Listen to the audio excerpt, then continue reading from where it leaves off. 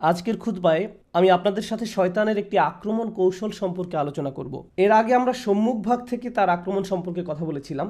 আজকে আমরা শয়তানের পেছন থেকে আক্রমণের কৌশল সম্পর্কে কথা বলবো। এটা একটা ভিন্ন ধরনের আক্রমণ এবং সময় পেলে ডান দিক থেকে বা পরবর্তীতে বাম পাশ থেকে শয়তানের আক্রমণের যে কৌশল সে সম্পর্কেও আলোচনা করব। আমাদের গত হয়ে যাওয়া দিনগুলো জীবনের ইতিহাসের পাতায় জায়গা করে নেয়। আপনি যখন একটি দিন পার করেন সেটা অতীত হয়ে গেছে, সেই দিনটি আর ফেরত আসে না। তাই শয়তানের এই আক্রমণ কৌশল উপলব্ধি করার সবচেয়ে কার্যকর উপায় হলো আমাদের অতীতকে আমাদের বিরুদ্ধে ব্যবহার করা হয়। আপনার জীবনের যে ঘটনাগুলো আপনি পার করে গেছেন, যেগুলোর বাস্তব অভিজ্ঞতা লাভ আপনি করেছেন, যে খারাপ সময়ের মাঝ দিয়ে আপনি জীবন অতিবাহিত করেছেন, শয়তান সেই অভিজ্ঞতাগুলো সুকৌশলে আপনার বিরুদ্ধে ব্যবহার করবে। কারণ মনোবিজ্ঞানের দৃষ্টিকোণ থেকে বলতে গেলে আমরা নিজেরা আমাদের জীবনের অভিজ্ঞতাগুলোর একটা সমষ্টি মাত্র। অতীত জীবনের ঘটনাগুলো বিভিন্নভাবে আমাদেরকে প্রভাবিত করে। জীবনের এই অভিজ্ঞতাগুলো আমাদের চিন্তাভাবনা, আমাদের আবেগ, অনুভূতি, এমনকি আমাদের ভবিষ্যৎ সিদ্ধান্তগুলোকেও নানাভাবে প্রভাবিত করে। যেমন কেউ যদি কখনো একটা অ্যাক্সিডেন্টের কবলে পড়ে, তাহলে দেখবেন তার ড্রাইভিং এর স্টাইল পরিবর্তিত হয়ে যায়। অথবা কেউ যদি তার ভালো কোনো বন্ধুর সাথে বিবাদে জড়িয়ে পড়ে, তার পরবর্তীতে কোনো সম্পর্ক তৈরির ক্ষেত্রে সে অনেক বেশি সাবধান হয়ে যায়।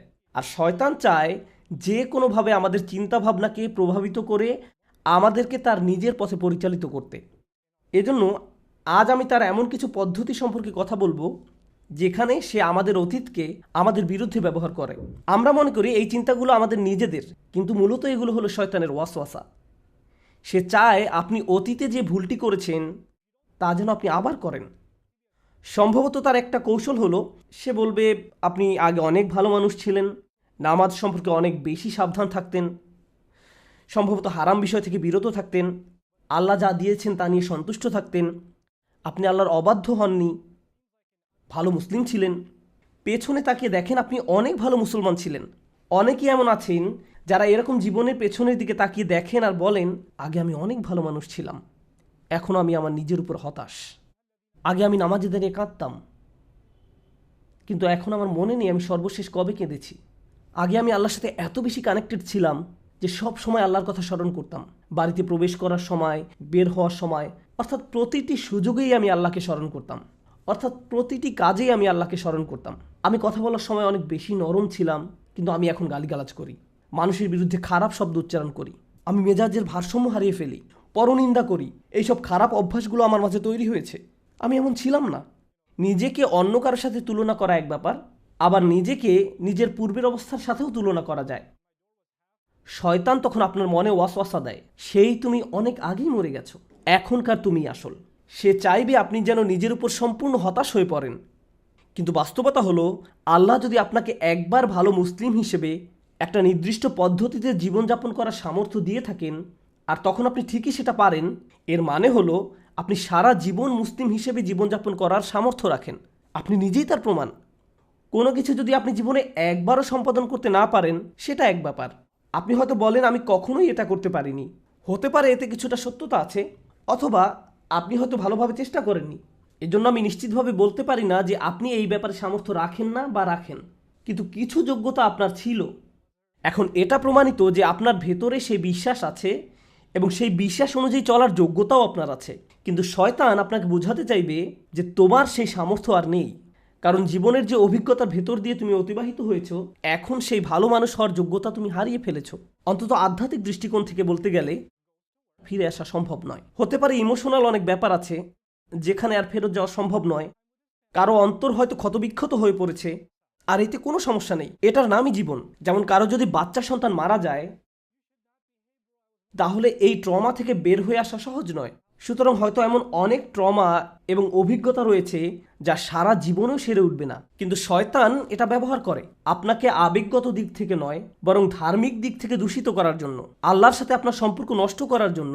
আপনার মনে এভাবে ওয়াসওয়াসা দিবে তুমি তো জীবনে অমুক অমুক খারাপ কাজ করেছো, এখন আর এই নামাজের মানে কি? তোমার নামাজ তো আর কবুল হবে না। সুতরাং এটা হলো শয়তানের এক ধরনের কৌশল, যার মাধ্যমে সে আমাদেরকে আল্লাহর পথ থেকে দূরে রাখে। আপনার মনে এভাবে ধারণা দেয় যে সেই ভালো দিনগুলো আর কখনোই ফেরত আসবে না। পেছন দিক থেকে শয়তানের আরেকটি আক্রমণ কৌশল হলো আপনার জীবনে যদি কোনো দুর্ঘটনা ঘটে থাকে, তখন হয়তো প্রশ্ন করতে থাকেন এটা আমার সাথে কেন ঘটলো। আপনি এই ধরনের ভয়ঙ্কর অভিজ্ঞতার ভেতর দিয়ে গত হয়েছি। আল্লাহ এই জীবনকে একটা পরীক্ষা হিসেবে তৈরি করেছেন। আর আমরা প্রত্যেকেই বিভিন্ন রকম পরীক্ষার মধ্য দিয়ে জীবন পার করছি। সহজ পরীক্ষা নয়। আপনি যখন অতীতের ওই ঘটনা নিয়ে চিন্তা করেন, মনে আপনি অনেক কষ্ট পান। এটা আপনাকে মানসিক দিক থেকে অবশ করে দিতে পারে। আপনি এতটাই অভিভূত হয়ে পড়েন যে আপনি ওই খারাপ ঘটনার মাঝেই বাস করতে থাকেন। শয়তানের একটি লক্ষ্য হলো আপনাকে সর্বদা সেখানেই রাখা, অতীতের মাঝে আপনাকে ডুবিয়ে রাখা। সে চায় আপনি যেন বারবার প্রশ্ন করতে থাকেন, আমার সাথে কেন এমন হলো, আমার সাথে কেন এমন হলো, হয়তো আমি অভিশপ্ত, হয়তো আমার মাঝে ভালো কিছু নেই, হয়তো এই জন্যই আল্লাহ আমার উপর রাগান্বিত, এজন্যই তিনি আমার সাথে এমনটি ঘটতে দিয়েছেন। তো আপনি এরকমভাবে দুঃখ সহ ওই ঘটনার মাঝেই বসবাস করতে থাকেন, এবং যেখান থেকে আল্লাহ আপনাকে বের করে এনেছেন। কিন্তু শয়তান আপনাকে সেখান থেকে বের হতে দিতে চায় না। সে চায় আপনি যেন সেই হতাশার মাঝেই ডুবে থাকেন, কারণ সে চায় আপনি যেন তার মতো আল্লাহর ব্যাপারে হতাশ হয়ে পড়েন, অথবা সে আশাহীন, তার পক্ষে আর ফিরে আসা সম্ভব নয়, বা আল্লাহ এমনকি তাকে ঘৃণা করেন। তাই আমরা যদি অতীতের কোনো দুর্ঘটনা নিয়ে সব সময় চিন্তা করতে থাকি, তাহলে হয়তো শুধু মানুষের প্রতি নয়, এমনকি আল্লাহর প্রতিও আমরা অসন্তুষ্ট হয়ে পড়তে পারি। কেন তিনি আমার সাথে এমন করলেন, আমার সাথে তো এমনটা ঘটার কথা ছিল না। আপনি যদি নবী রাসূলদের দুঃখ কষ্টের দিকে তাকান, তাহলে একটা বিষয়ের মূল্য বুঝতে পারবেন। আল্লাহ কোরআনে যেসব নবীদের কথা বলেছেন, তারা প্রচুর দুঃখ কষ্টের মাঝে জীবন পার করেছেন। এমনকি নবী হওয়ার পূর্বেও তাদের জীবন কঠিন, সমস্যাপূর্ণ ছিল। আমাদের রসুল সাল্লাল্লাহু আলাইহি সাল্লামের জীবনের দিকে লক্ষ্য করুন। তিনি শিশুবেলায় পিতামাতাকে হারিয়েছেন। এরপর বিভিন্ন জনের অভিভাবক করতে তিনি বেশ কয়েকবার বদলি হয়েছেন। প্রতিবার যখন কেউ তার দায়িত্ব গ্রহণ করত, কিছুদিন পর তার মৃত্যু ঘটত। তারপর তাকে অন্য কারো অভিভাবকত্ব গ্রহণ করতে হতো। একটা শিশুর জন্য ব্যাপারটা কতটা বেদনাদায়ক ছিল। আবার একজন পিতার জন্য সন্তান হারানোর বেদনা কতটা কষ্টের। আমাদের রসুল সাল্লাল্লাহু আলাইহি সাল্লাম সন্তান হারানোর কষ্টও অনুভব করেছেন। তাই এমন চিন্তা যদি আমাদের কারো মাথায় আসে যে আমার সাথে কেন এমন হলো, অথবা আমার ছেলেকে কেন এভাবে মরতে হলো, প্রতিবার যখন অন্য কারো সন্তানকে সুস্থ সবল অবস্থায় দৌড়াদৌড়ি করতে দেখেন, সাথে সাথে নিজের হারানো সন্তানের কথা মনে পড়ে যায়।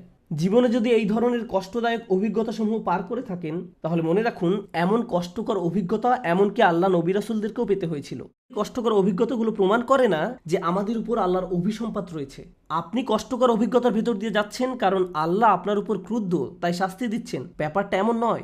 এই পৃথিবীতে বসবাস করা শ্রেষ্ঠতম মানুষদের কেউ কেউ খুবই বেদনাদায়ক জীবন পার করেছেন, জীবনে খুবই কঠিন সমস্যায় পড়েছিলেন। আর এটা এজন্য ঘটেনি যে আল্লাহ তাদের ভালোবাসতেন না। পৃথিবীর এই জীবনকে সমস্যা সংকুল করেই তৈরি করা হয়েছে। শয়তানের লক্ষ্য হলো আমাদের জীবনে খারাপ কিছু ঘটলে তার জন্য কোনো না কোনোভাবে আল্লাহকে দোষারোপ করা, কোনো না কোনোভাবে আল্লাহকে দোষারোপ করা। কেন? কারণ তার ক্ষেত্রে এমনটাই ঘটেছিল। ফাবিমা আগুয়াইতানি, সে আল্লাহকে দোষ দিয়েছিল। শয়তান সিজদা করতে অস্বীকার করে, তারপর তাকে তাড়িয়ে দেওয়া হলো।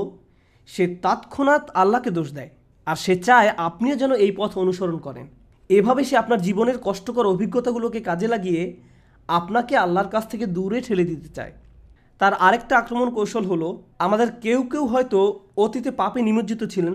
আপনার হয়তো এমন কোনো বন্ধু বা প্রেমিক প্রেমিকা ছিল যে আপনাকে পাপের পথে নিয়ে যেত, যার দরুন বারবার পাপে জড়িয়ে পড়তেন। তারপর আল্লাহর নিকট তওবা করলেন, সেই বন্ধুত্বগুলো ছিন্ন করলেন, প্রেমের সম্পর্কটা ছিন্ন করলেন। তাদের পাপের জন্য তারা দায়ী এবং আল্লাহ তার বিচার করবেন।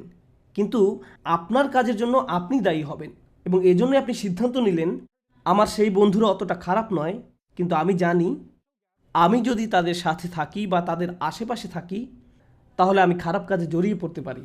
আপনি আপনার নিজের জীবনের দিকে তাকালে বুঝতে পারবেন এই মানুষগুলো কারা। আগে আপনার জীবনে হয়তো এমন মানুষ ছিল যারা আপনাকে পাপের পথে টেনে নিয়ে যেত, বুঝে হোক অথবা না বুঝে হোক। এমনকি হয়তো এটা তাদের দোষ নয়, এটা আপনার নিজের দুর্বলতা। আপনি ব্যাপারটা শনাক্ত করতে পারলেন। আমি যতবারই তাদের নিকট গিয়েছি ততবারই কোনো না কোনো পাপে জড়িয়েছি। এভাবে আর চলতে পারে না। এই জন্য নয় যে আমি তাদের ঘৃণা করি বা তাদের চেয়ে আমি উত্তম বা আমি তাদের কষ্ট দিতে চাই, এই জন্য নয়। বরং এর মূল কারণ হলো আমি নিজেকে রক্ষা করতে চাই, আমি এর থেকে নিজেকে বের করে নিতে চাই। শয়তান তখন আপনার মনে ওয়াসওয়াসা দিবে, হেই তুমি কি তোমার বন্ধুদেরকে মিস করো না, ওই আড্ডাটা মিস করো না, এই মজাটা মিস করো না। সে চাইবে আপনি যেন আগের মতো হয়ে যান, একেবারে আগের মতো। একইভাবে অনেকে আক্ষরিক অর্থেই ভয়ঙ্কর পাপ ছেড়ে দিয়েছিল। তারা মদ পান করা ছেড়েছে, ড্রাগ ছেড়েছে, জেনা ব্যভিচার ছেড়েছে, এরকম ভয়ঙ্কর ভয়ঙ্কর পাপ ছেড়েছে, দূরে সরে গিয়েছে। কখনো কখনো শয়তান এসে আপনাকে খোঁচা দিয়ে বলবে, হেই তোমার তো এখন কঠিন সময় যাচ্ছে, আগের মতো হয়ে যাও। সব সময়ের জন্য না, আরে এই সপ্তাহটা তো তোমার জন্য অনেক কঠিন ছিল, এই মাসটা তো অনেক কঠিন ছিল, কিছু সময়ের জন্য আগের মতো হয়ে যাও।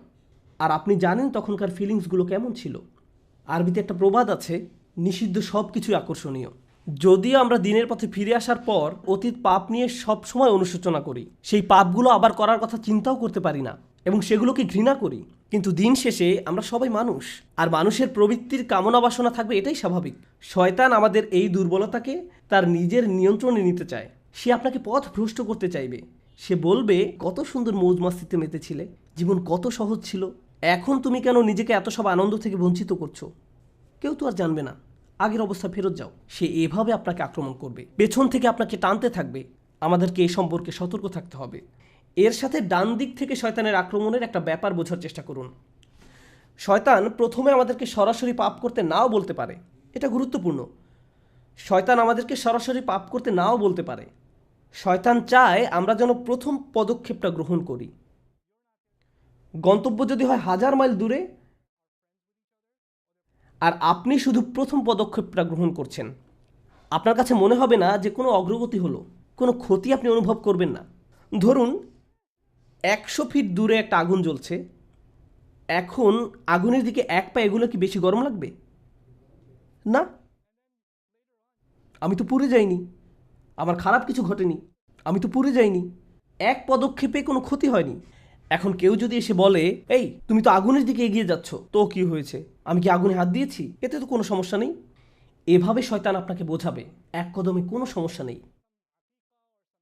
তারপর আরেক কদম এগুতে বলবে, এরপর আরেক কদম, এরপর আরেক কদম, তারপর আরেক কদম। ঠিক এই কাজটাই সে আমাদের আদি পিতা আর মাতার সাথে করেছিল। জান্নাতের আয়তন হলো আকাশ এবং পৃথিবীর চেয়েও বেশি। فعرضها السماوات والأرض। জান্নাতের রিয়েল এস্টেটের সাইজ আকাশ এবং পৃথিবীর চেয়েও বেশি, আকাশ এবং পৃথিবীর সমন্বিত সাইজের চেয়েও বেশি। জান্নাতকে জান্নাত বলা হয় কারণ আরবি জান্নাহ অর্থ সবুজে ঢাকা বা গাছগাছালিতে ঢাকা। তাহলে গোটা জান্নাত অসংখ্য অগণিত গাছপালায় ঢাকা। এখন একবার চিন্তা করে দেখুন, কয়টি গাছ নিষিদ্ধ ছিল? মাত্র একটা গাছ। অসংখ্য অগণিত গাছের এক মহাবিশ্বে মাত্র একটি গাছ যেহেতু নিষিদ্ধ ছিল, এর থেকে দূরে থাকা তো সহজ হওয়ার কথা ছিল, সম্ভবত খুঁজেই পাওয়া কষ্টকর হওয়ার কথা, কারণ মাত্র একটা গাছ। ট্রিলিয়ন ট্রিলিয়ন গাছের মাঝে শয়তান তাদেরকে এক কদম করে, তারপর আরেক কদম, এরপর আরেক কদম করে এগিয়ে নিয়ে গেল। সে আপনার কাছে এসেই হারাম কাজ করতে বলবে না, সে কোনোভাবে হারাম কাজটাকে মোড়কে ঢেকে নিবে। ডান দিক থেকে শয়তানের আক্রমণ কৌশল নিয়েও কথা বলা হয়। শয়তান কিভাবে ডান দিক থেকে আক্রমণ করে? ডান পাশ সম্পর্কে যে বিষয়টি সবার আগে মনে রাখবেন তা হলো, আরবিতে ডান পাশ দ্বারা ভালো কাজ বোঝায়। কেউ যখন আপনাকে ডান হাত তথা ইয়ামিন প্রদান করে, এর মানে হলো সে আপনার নিকট অঙ্গীকার করছে বা শপথ করছে। কোনো চুক্তি করার পর মানুষ যখন পরস্পর হ্যান্ডশেক করে, তার মানে তারা চুক্তির সম্মান করবে। কোর্টে সাক্ষ্য দেওয়ার সময় আপনার সাক্ষ্য যে সত্য এবং বিশ্বাসযোগ্য তার ঘোষণা দিতে আপনি ডান হাত উঠিয়ে শপথ করেন। সুতরাং আরব সংস্কৃতি সহ পৃথিবীর বহু সংস্কৃতিতে ডান পাশ দ্বারা আভিজাত্য, ভালো কাজ, সঠিক নিয়মে কাজ সম্পাদন করা, যে কারণে আমরা আল্লাহর নিকট দোয়া করি কিয়ামতের দিন আমরা যেন ডান পাশের মানুষদের অন্তর্ভুক্ত হই, আসহাবুল ইয়ামিন, ডান পাশের মানুষ। সুতরাং ডান পাশ ভালোর সাথে সম্পর্কযুক্ত। একইভাবে আমরা জানি যে ফেরেশতা আমাদের ভালো কাজগুলো লিখে রাখেন, ডান কাঁধের ফেরেশতা। সুতরাং ডান পাশ ভালোর সাথে সম্পর্কযুক্ত। এখন ব্যাপারটা তো তাহলে বোঝা যাচ্ছে না, শয়তান ডান পাশ থেকে আক্রমণ করতে চাচ্ছে। আপনি ভেবেছিলেন শয়তান খারাপ কাজের মাধ্যমে আক্রমণ করে। আল্লাহ তাআলা আমাদের বলছেন শয়তান ভালো কাজের দিক থেকেও আক্রমণ করে। এর মানে কি? সে বহু উপায়ে ডান পাশ থেকে আক্রমণ করে। আজকে আমি শুধু একটা উপায় নিয়ে আলোচনা করব ইনশাআল্লাহ। আজ আর বেশি করব না, কারণ আমি চাই আলোচনার কিছু কিছু ব্যাপার যেন আপনাদের মাথায় থাকে। আমি আপনাদের অনেক তথ্য দিতে পারি, কিন্তু আমি চাই সপ্তাহ জুড়ে ব্যাপারগুলো নিয়ে নিজে নিজে চিন্তা করুন। আমরা আশা করি এই খুতবা সিরিজে আমরা যখন সূরা আরাফের আয়াতগুলো নিয়ে আলোচনা চালিয়ে যাব, আমরা সচেতনভাবে এই বিষয়গুলো নিয়ে চিন্তা ভাবনা করব এবং উপলব্ধি করার চেষ্টা করব যে আমার জীবনে এগুলোর অর্থ কী। এভাবে চিন্তা করতে পারেন, আচ্ছা শয়তান এভাবে আক্রমণ করে, তাহলে আমার জীবনে সে এটা কিভাবে করে? আল্লাহ আমাদেরকে তার কুমন্ত্রণা সম্পর্কে কোরআনের অমুক জায়গায় বলেছেন। আমার ক্ষেত্রে এটা কিভাবে ঘটে? আপনার ক্ষেত্রে যেভাবে ঘটে, আপনার পাশে যিনি বসে আছেন তার ক্ষেত্রে হয়তো সেভাবে নাও ঘটতে পারে। এমনকি আপনার পরিবারের সবার ক্ষেত্রেও একইভাবে ঘটে না। আপনাকে সে একভাবে আক্রমণ করে আর অন্য কাউকে অন্যভাবে, কারণ সে আমাদের প্রত্যেককে আলাদা আলাদা করে অধ্যয়ন করে। তো ডান পাশের একটা বিষয়ে আজ হাইলাইট করতে চাই ইনশাআল্লাহ। আল্লাহ বলেন শয়তান তাদের কাছে তাদের কাজগুলোকে চাকচিক্যময় করে তোলে। ডান পাশ থেকে আক্রমণের এটা অন্যতম ভয়ঙ্কর একটা দিক। আমরা এখানে আসছি সালাত আদায় করার জন্য, এটা একটা ভালো কাজ। মানুষ হজ পালন করতে যায়, এটাও একটা ভালো কাজ। রোজা রাখা ভালো কাজ, এগুলো ভালো কাজ। কেউ যদি দান খয়রাত করে, এটাও ভালো কাজ। আপনি যদি কাউকে সাহায্য করেন, ভালো কাজ। এখন আপনি যদি এভাবে চিন্তা করেন আপনার ভালো কাজগুলো আল্লাহ অবশ্যই কবুল করে নিয়েছেন, এখন আর কোনো চিন্তা নেই, কারণ আপনি ভালো ভালো কাজ করছেন। আপনি নামাজ পড়েন, যে মানুষগুলো নামাজ পড়ে না তাদের জন্য আমার দুঃখ হয়, কারণ আপনি এখন ভালো পজিশনে আছেন, ভালো ভালো কাজ করছেন। তাই এভাবে সে আপনার পুণ্য কাজগুলোর কথা মনে করিয়ে আপনাকে ফুলিয়ে ফাঁপিয়ে তুলবে। সে আপনাকে বোঝাবে, যেহেতু তুমি অমুক অমুক ভালো ভালো কাজ করছো, তোমার তো তুলনা নেই। পরিষ্কার দেখা যাচ্ছে আল্লাহ তোমাকে ভালোবাসেন। যারা এই ভালো কাজগুলো করে না, তুমি তাদের চেয়ে অনেক উত্তম। এখন আমাদের পুণ্য কাজগুলো নিয়ে কিভাবে চিন্তা করব, এই বিষয়ে আপনাদের একটা উদাহরণ মনে রাখতে বলবো। সেটা হলো ইব্রাহিম আলাইসাল্লামের উদাহরণ। ইব্রাহিম আলাইসাল্লাম পুণ্য কাজের ইতিহাসে অন্যতম সেরা একটি কাজ করলেন। তিনি কাবা ঘর নির্মাণ করলেন। একবার ভেবে দেখুন, প্রতিবার যখন কেউ সালাত আদায় করে, সে সওয়াবের একটা অংশ ইব্রাহিম আলাইসাল্লাম পেয়ে থাকেন, কারণ আমরা কাবার দিকে মুখ করে নামাজ পড়ি।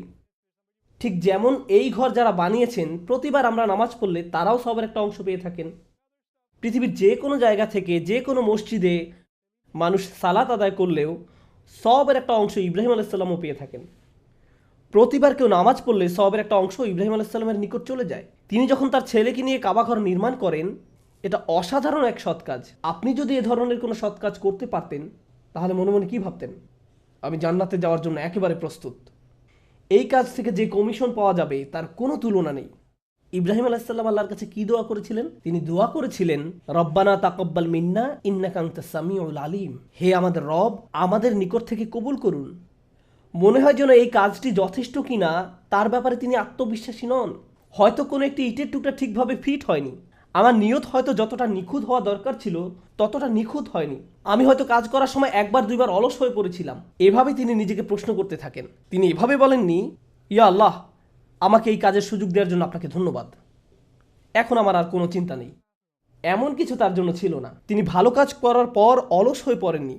তিনি উদ্বিগ্ন ছিলেন এবং আল্লাহর কাছে ভিক্ষা করেছেন, দয়া করে আমাদের কাছ থেকে গ্রহণ করুন। যখন আমি আর আপনি জুমার সালাত আদায় করি, সালাত শেষে আমরা কতটুকু নিশ্চিন্ত থাকতে পারি যে ফেরেশতারা এই সালাতকে নিখুঁত একটি সৎকাজ হিসেবে আমাদের আমলনামায় লিখেছেন?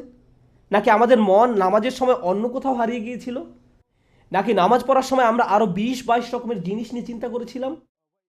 সালাত আদায় করার সময় আমরা যে আরও কত কি করি, আমাদের নামাজ কতটা ত্রুটিপূর্ণ।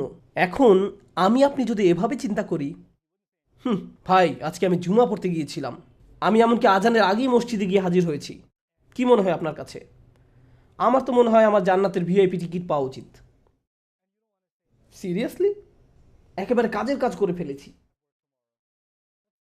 আমাদের মনোভাব এমন হতে পারবে না। রোজা বা হজ পালন করার পরেও এই ধরনের মনোভাব থাকতে পারবে না। অন্য ইবাদত বা অন্য যে কোনো ভালো কাজের ক্ষেত্রেও এটা সঠিক মনোভাব নয়। নিজের ভালো ভালো কাজগুলোর কথা বারবার স্মরণ করা যাবে না, বরং আল্লাহর কাছে করজোরে মিনতি করুন, তিনি যেন আমাদের পুণ্য কাজগুলোকে কবুল করে নেন। শয়তান আমাদের পেছন দিক থেকে যেসব আক্রমণ করে, আল্লাহ যেন আমাদেরকে সেগুলো থেকে রক্ষা করেন, এবং ডান দিক থেকে শয়তানের যেসব আক্রমণ আসে, আল্লাহ যেন আমাদেরকে সেসব আক্রমণ থেকেও রক্ষা করেন। বারাকাল্লাহু লি ওয়া লাকুম। আসসালামু আলাইকুম ওয়া রাহমাতুল্লাহ।